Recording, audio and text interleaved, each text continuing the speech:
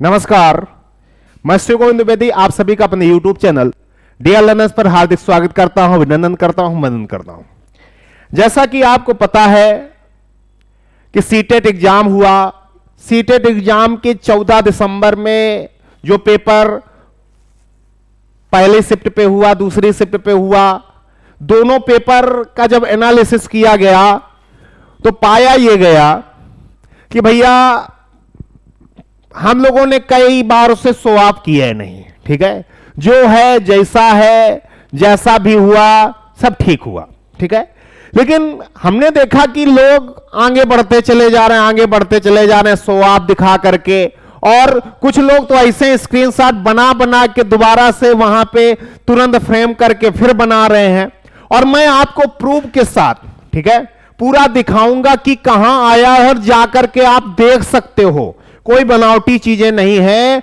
अपने क्वेश्चन ये तो हम कुछ ढूंढ के लाए हैं, अदरवाइज जो हमारा प्राइमरी पेपर है, प्राइमरी पेपर में हूबहू क्वेश्चन, और प्राइमरी पेपर में 30 में 30 क्वेश्चन मैराथन क्लास से ही हो जाएंगे। अगर आपने मैराथन क्लास 10 घंटे की देखी है, 5-5 घंटे की 2 क्लासें हुई, अगर उनको आपने देखा है तो मैथ के 30 में 30 क्वेश्चन, बहुत शानदार। और इस बार डियर लर्नर्स ने अपना परचम लहराया, हर बार लहराता है, लेकिन इस बार हम स्वैप करने की कोशिश भी करेंगे। पिछली बार, अगली बार, उसके अगली बार हम लोगों ने दिखाने का प्रयास नहीं किया, लेकिन अब दिखाएंगे, ठीक है, क्योंकि जो दिखता है वही बिकता है। तो आप दिखाएंगे और बहुत शानदार तरीके से एक चीज आप वहां पे सर्च कर सकते हो, ढूंढ सकते हो। ये मैं वो ले रहा हूं जो मैंने यूट्यूब पे कराया है, और इस बार YouTube पे हम लोगों ने ज्यादा कुछ कराया भी नहीं है। जितना कराया है उसमें भी सॉलिड कराया है, और 60 से 70 क्वेश्चन फंसा है। और क्या चाहिए? और जान लोगे तो इससे ज्यादा क्या हो सकता है। शशांक सर ने पूरा पैसे फंसाया। पैसे फंसाना एक बहुत बड़ी बात होती है, लेकिन वो भी फंसा। तो ध्यान से समझना, एक एक पॉइंट को समझिएगा। आप देखो, ये प्राइमरी पेपर में आया हुआ एक क्वेश्चन है, मैं आपको दिखाने का प्रयास करता हूं। शिव है तो मुमकिन आरार महादेव, बाबा के चरणों में नमन और वंदन करते हुए आज मैं एक एक चीज प्रूफ के साथ दिखाना पसंद करूंगा। प्रूफ के साथ आप देखेंगे, बहुत आनंद आएगा, ठीक है। और एक एक पॉइंट, एक एक नियम, एक एक रूल आपके लिए बहुत उपयोगी है। बेवजह की कोई चीज डियर लर्नर्स के माध्यम से प्रेषित नहीं किया जाता है, ठीक है। डियर लर्नर्स धीरे से ऊपर उठने का प्रयास कर रहा है, और आने वाले समय में डियर लर्नर्स आगे रहेगा। अब भी है, लेकिन अभी ऐसा है कि लोग भीड़ की वजह से दूसरी जगह पहुंच जाते हैं। और मुझे ऐसा लगता है कि जो धीरे धीरे आगे बढ़ता है, निश्चित तौर पे कुछ ना कुछ कमाल करता है। हमारे पास जितने भी बच्चे पढ़ते हैं पेड बैच में, लगभग 10% को अगर छोड़ दिया जाए तो 90% टारगेट ये रहता है कि उनको बिल्कुल पास करा दिया जाए। और हम लोगों का एक नारा भी है, क्या? जबरदस्ती तुम फेल हो जाओ, इसकी गारंटी तुम्हारी है। हम अपनी तरफ से तुमको फेल नहीं होने देंगे। ये हम लोगों का नारा है, एजेंडा है, और उसी एजेंडा पे हम लोग काम करते हैं। आइए अब बात ना करते हुए आपको प्रूफ के साथ एक एक क्वेश्चन आपको दिखाएंगे, कहां से लिया गया और कब क्लास में हुआ था। तो ध्यान देना बेटा, एक क्वेश्चन आया था प्राइमरी के पेपर में। कौन सा आया था बेटा? बहुत प्यारा सा क्वेश्चन आया था, उसको मैं आपके समक्ष प्रस्तुत करता हूं। क्वेश्चन आया था बेटा 56 नंबर क्वेश्चन, इसमें 56 दिखा रहा है, और भी जो हो सकता है आपके अकॉर्डिंग, ठीक है, आपके नंबर सेट के अकॉर्डिंग दूसरा भी हो सकता है। तो इसमें एक क्वेश्चन था प्राइमरी पेपर में कि निम्न में से किसकी एक निश्चित लंबाई होती है? एक रेखा की, एक रेखाखंड की, एक किरण की, एक समतल की। बेटा जब मैंने मैराथन क्लास करी थी पहली वाली, जिसमें पेडागोजी से रिलेटेड जो दूसरी वाली मैराथन थी, जिसमें हम लोगों ने ज्योमेट्री मेंसुरेशन को टारगेट किया था, उसमें से ये लाइन मैंने रेखाखंड में लिखी थी।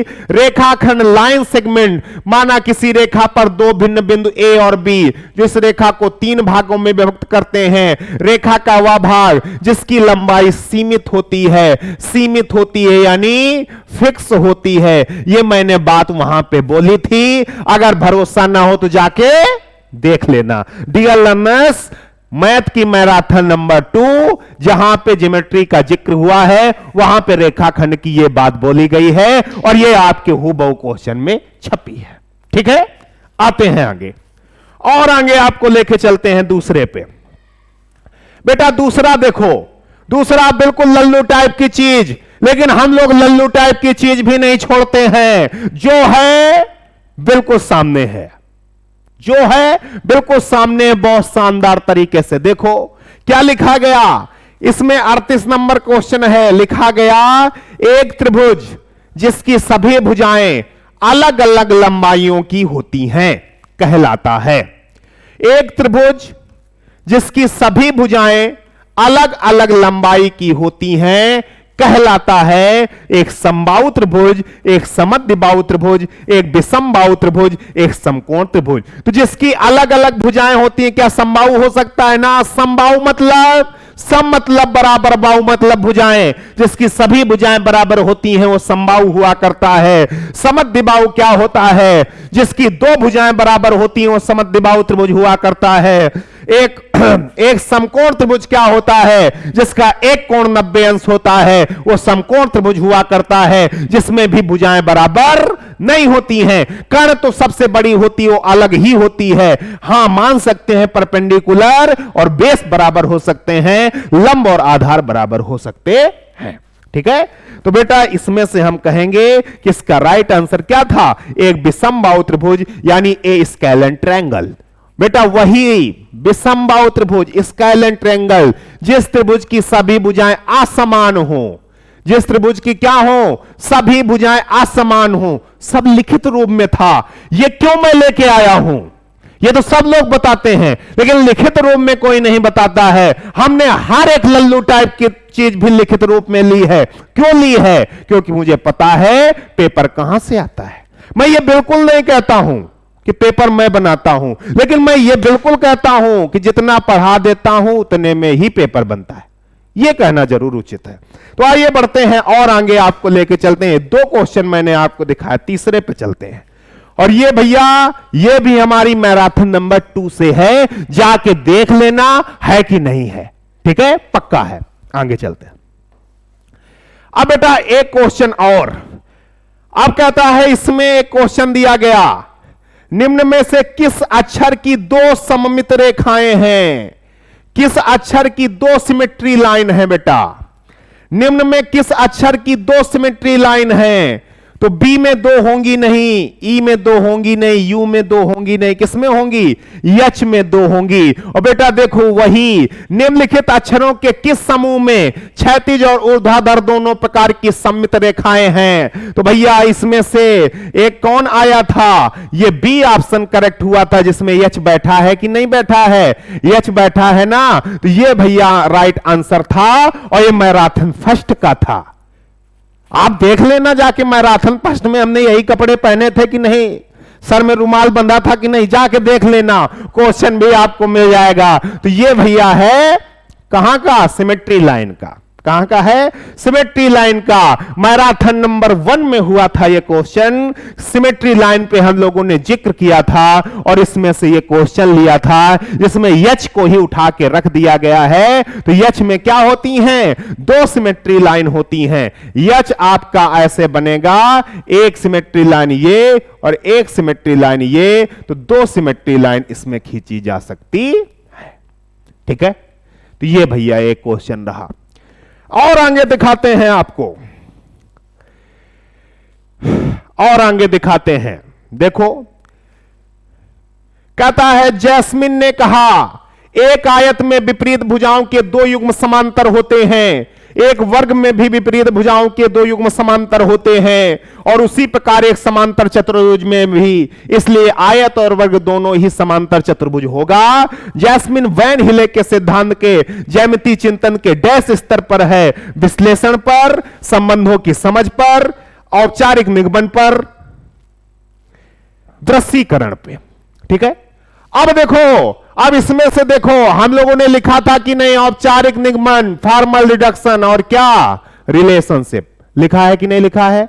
तो औपचारिक निगमन, रिलेशनशिप, फॉर्मल डिडक्शन, अब इसमें संबंधों की समझ, रिलेशनशिप आ गया तो मैं क्या करूं? लेकिन इसमें जो आपको नाम देना था वो क्या देना था? फॉर्मल डिडक्शन ही देना था, और जो कि मैंने इसमें औपचारिक निगमन में दिखाया है।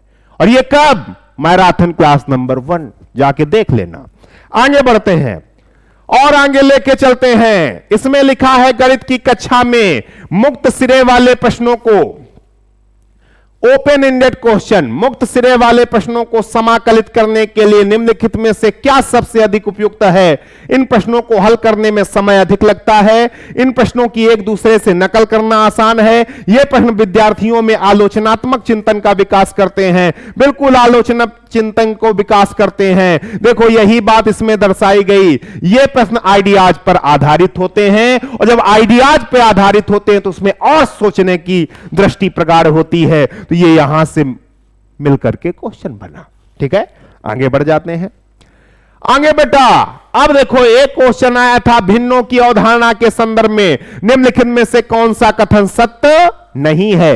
या एक पूर्ण का वह भाग निरूपित करता है जो एक से बड़ा है, यही सही नहीं है। और इसमें देखो निम्नलिखित कौन सा भिन्न के बारे में सही नहीं है? किसी पूर्ण के भागों को निरूपित करता है, भिन्न किसी पूर्ण के शेष भाग को निरूपित करता है, किन्हीं वस्तुओं के संग्रह के एक भाग को निरूपित करता है, भिन्न किसी पूर्ण के केवल समतुल्य भागों को निरूपित करता है। तो ये अब सेम ऑप्शन तो फंसा नहीं देंगे। ठीक है, वही मिलता जुलता क्वेश्चन आया कि नहीं आया? बिल्कुल हूबहू क्वेश्चन फंसा। तो ये चीजें हैं, इसको आपको देखना है। और ये कहां का है? ये कहां का है भैया? ये आपका मैं बता देता हूं, ये आपका एक टॉपर सीरीज चली थी। कौन सी सीरीज? टॉपर सीरीज चली थी बेटा। और टॉपर सीरीज की एक क्लास जो मैथ की हुई थी उससे ये क्वेश्चन आया है। आगे बढ़ जाते हैं और आगे आपको दिखा देते हैं। इसमें देखो आया है, प्रारंभिक स्तर पर गणित की पाठ्यपुस्तक में निम्नलिखित में से कौन सी विशेषता सबसे उपयुक्त है? अवधारणाओं को जटिल से सरल की ओर। अब ये क्वेश्चन आया है, इधर देखो, मैंने मैराथन फर्स्ट में कराया है। प्राथमिक कक्षा की गणित पाठ्यपुस्तक में अवधारणाएं कैसी होती हैं? जटिल से सरल की ओर बढ़नी चाहिए, अमूर्त से मूर्त की ओर बढ़नी चाहिए, मूर्त से अमूर्त की ओर बढ़नी चाहिए, मानक कलन विधि द्वारा प्रस्तुत की जानी चाहिए, है कि नहीं? अरे बोलो तो, ये था। आगे बढ़ जाते हैं बेटा। अगला हमारा क्वेश्चन था, बहुत से व्यवसाय जैसे कि लेखा शास्त्र, हिसाब किताब, बैंकिंग, दुकानदारी, सिलाई का काम इत्यादि में प्रत्यक्ष या परोक्ष रूप से गणित की आवश्यकता होती है, या गणित के डैश मूल्य की व्याख्या करता है। तो ये गणित के किसकी व्याख्या करता है? व्यवसायिक।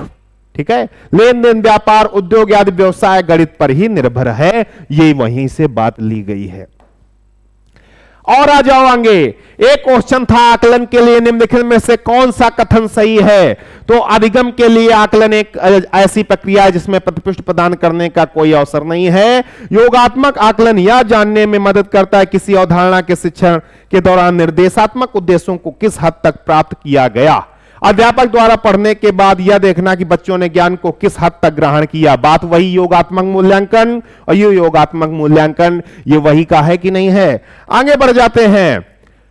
हमारा जो था क्या, निम्नलिखित में कौन सी गणित शिक्षण की एक शिक्षक केंद्रित विधि है? तो कौन है? व्याख्यान, लेक्चर वाली, और यही इसमें दर्शाया गया है। तो ये हमारे जो क्वेश्चन थे बहुत प्यारे थे, बहुत शानदार थे। ठीक है, तो ये आपको ध्यान रखना है। अभी हमारे शशांक सर आएंगे, उन्होंने जो करतब दिखाया है वो आपके सामने प्रस्तुत करेंगे। और इस बार हम लोगों ने वचनबद्ध हुए हैं कि नहीं नहीं, हमको दिखाना भी है, और जब दिखेगा तभी बटेगा और बिकेगा। तो ये चीजें आपको ध्यान देनी है, ये चीजें आपको समझनी है।